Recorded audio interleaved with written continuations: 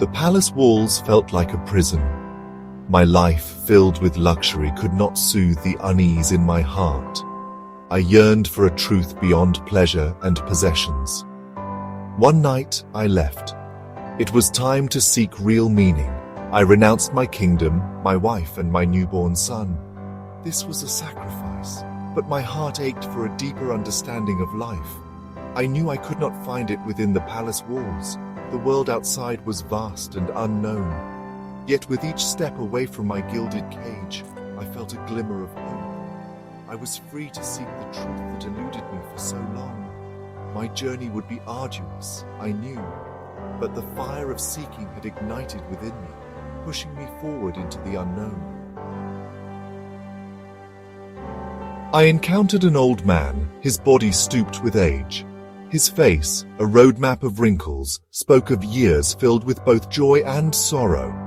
This, I realized, was a fate I too would face. Next, I saw a sick man, his body racked with pain. His suffering was evident, a stark reminder of the fragility of life. The illusion of eternal youth and health crumbled before my eyes. Then, a funeral procession passed by. The lifeless body being carried towards its final resting place filled me with dread. Death, the inevitable end to all, awaited us all. These encounters were a turning point. I saw the inherent suffering in the world. It was a truth I could no longer ignore. My privileged life had shielded me from it, but no longer.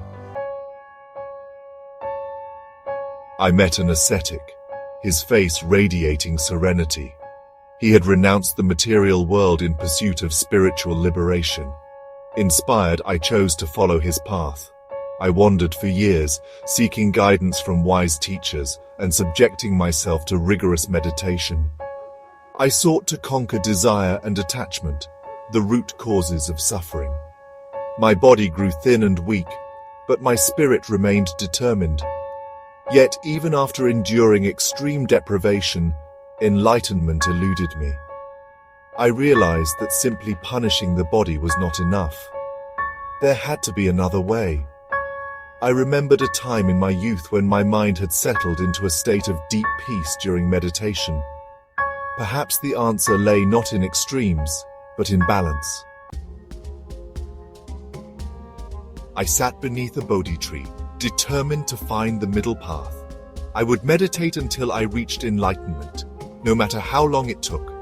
As I delved deeper into meditation, temptations arose. Mara, the demon of illusion, appeared before me. He tempted me with desires and fears, hoping to break my concentration.